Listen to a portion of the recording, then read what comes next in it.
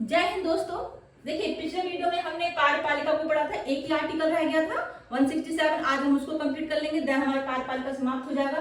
फिर रह जाएगा अध्याय 3 जिसमें राज्य का विधानमंडल दिया हुआ है। ठीक है, हम उसको देखेंगे। आज 167 एक आर्टिकल हम देख लेते हैं। मुख्यमंत्री के कर्तव्य। आर्टिकल 167 में क्या दिया है? मुख्यमंत्री के कर्तव्य दिए। किस तरह के कर्तव्य है? राज्यपाल को सूचना मांगे तो उसको देना, ठीक है, राज्यपाल को सूचना देना आदि, ठीक है, राज्यपाल को सूचना देना आदि ऐसा कर्तव्य है किसका? मुख्यमंत्री जी का। हम क्या करते हैं, एक उदाहरण देखते हैं, आपको आर्टिकल हमेशा याद रहेगा और समझ भी आएगा। एग्जाम्पल देख लेते हैं। देखिए, माना राज्य सरकार ने राज्य में एक नई शिक्षा नीति लागू करने का फैसला लिया है। कोई नई शिक्षा नीति है जो राज्य में लागू करने का फैसला लिया है शिक्षा मंत्री जी ने, ठीक है, राज्य सरकार ने, ठीक है, राज्य सरकार ने फैसला लिया है, ठीक है, नई शिक्षा नीति लागू करने का। तो मुख्यमंत्री का ये कर्तव्य है कि ये जानकारी राज्यपाल को दें, ठीक है। मुख्यमंत्री को ये जरूरी है कि वे निर्णय राज्यपाल को बताएं, ठीक है। अगर राज्यपाल पूछते हैं कि इस नीति में बजट का क्या प्रावधान है, वो क्वेश्चन देखिए, आप कुछ डिस्कस करेंगे तो राज्यपाल कोई क्वेश्चन पूछ सकते हैं। तो मानो उन्होंने क्वेश्चन पूछा कि इसमें बजट का क्या प्रावधान है, ठीक है, तो मुख्यमंत्री को जानकारी देनी होगी, क्योंकि आर्टिकल 167 में दिया है जो जानकारी राज्यपाल मांगे वो मुख्यमंत्री को देनी है। तो मुख्यमंत्री को ये जानकारी देना है जो उन्होंने मांगी है कि बजट का प्रावधान क्या है। अगर ये फैसला शिक्षा मंत्री ने अकेले लिया है, ठीक है, ये फैसला जो है नई शिक्षा नीति लागू करने का फैसला अगर अकेले लिया है तो राज्यपाल क्या बोलेंगे कि ये मामला पूरी मंत्री परिषद के समक्ष रखवाया जाए, ठीक है, सामने रखा जाए ताकि सामूहिक रूप से विचार किया जाए, ठीक है, ठीक है। देखिए, अब हमने इतना पढ़ा, कुछ पॉइंट्स यहाँ पे हमने देखे, ठीक है। अब हम आर्टिकल को देखते हैं तो आपको ये बहुत अच्छे से समझ में आ जाएगा। राज्य के कार्यों का संचालन विधि निर्माण के लिए मंत्री परिषद द्वारा लिए गए सभी निर्णयों की सूचना राज्यपाल को दें, ये लिखा है संविधान में 1 में। इनमें 3 क्लॉज दिए हुए हैं आर्टिकल 167 का क ग। तो पहले में क्या दिया है? राज्य के कार्यों का संचालन, राज्य संचालन और विधि निर्माण, कानून निर्माण के लिए मंत्री परिषद द्वारा लिए गए सभी निर्णयों की सूचना राज्यपाल को दें। राज्य के कार्यों का संचालन और विधि निर्माण से संबंधित ऐसे सूचना राज्यपाल को दें जो वह मांगे, ठीक है। यदि राज्यपाल मांग करे तो किसी ऐसे विषय को मंत्री परिषद की विचारार्थ प्रस्तुत करे जिस पर किसी मंत्री द्वारा निर्णय तो लिया गया है परंतु मंत्री परिषद द्वारा उस पर विचार नहीं किया गया। जैसे हमने तीसरा पॉइंट पढ़ा था, नई शिक्षा नीति लागू हुई है जिसमें शिक्षा मंत्री ने ही फैसला लिया है, तो राज्यपाल बोल सकते हैं कि वह पूरी मंत्री परिषद के सामने, एक मिनट वेट करेगा, पूरी मंत्री परिषद के सामने ये उनके विचारार्थ इसको रखवाएं, ठीक है जी।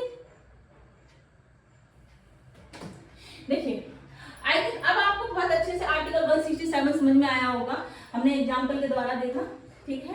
कोई फैसला अगर किसी मंत्री द्वारा अकेले लिया गया तो उसको विचारार्थ विचार, सभी का विचार जानने के लिए इसको पूरी मंत्री परिषद के सामने रखवा सकते हैं राज्यपाल, ठीक है। राज्यपाल कुछ पूछे, कोई भी नीति लागू हुई है तो जो भी क्वेश्चन पूछे मुख्यमंत्री उसका जवाब देंगे, ठीक है, वो जानकारी देंगे।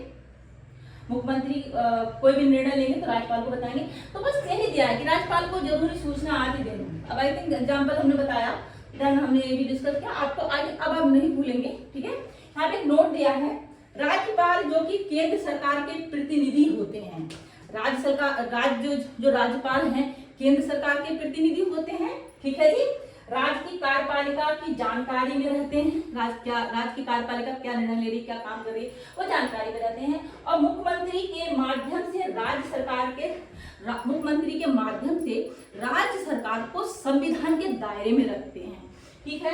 तो राज्यपाल किसके प्रतिनिधि होते हैं? केंद्र सरकार के, ध्यान में रखिएगा। आर्टिकल हमारे समाप्त हो जाता है यहाँ पे। नेक्स्ट देखते हैं राज्य का विधानमंडल। हमने आज नया चैप्टर स्टार्ट किया है, अध्याय 3 भाग 6 राज्य का विधानमंडल, जिसमें आर्टिकल 168 दिया है राज्य के विधानमंडलों का गठन, ठीक है। देखिए, प्रत्येक राज्य के लिए एक विधानमंडल होगा, ठीक है, जो कि 1 सदन भी हो सकता है, 2 सदनी भी हो सकता है, ठीक है। प्रत्येक राज्य के लिए विधानमंडल होगा जो कि राज्यपाल और 1 या 2 सदन वाला हो सकता है। एक को विधान परिषद कहते हैं, दूसरे को विधानसभा कहते हैं।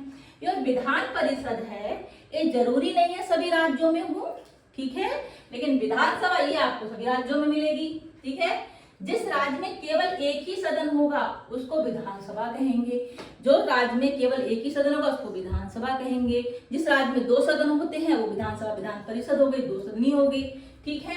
एग्जाम्पल देख लेते हैं। उत्तर प्रदेश में 2 सदन है, विधानसभा विधान परिषद, ठीक है। हिमाचल प्रदेश में केवल 1 है तो उसको विधानसभा है हम, इसलिए एक सदनीय व्यवस्था है। भारत में राज्य विधानमंडल की संरचना देखिए हमने यहाँ पे दी है, जहाँ 2 सदन है, ठीक है। जैसे आंध्र प्रदेश, उत्तर प्रदेश, बिहार, तेलंगाना, महाराष्ट्र, कर्नाटक, इनमें 2 सदन है, बाकी सभी में 1 सदन है, ठीक है।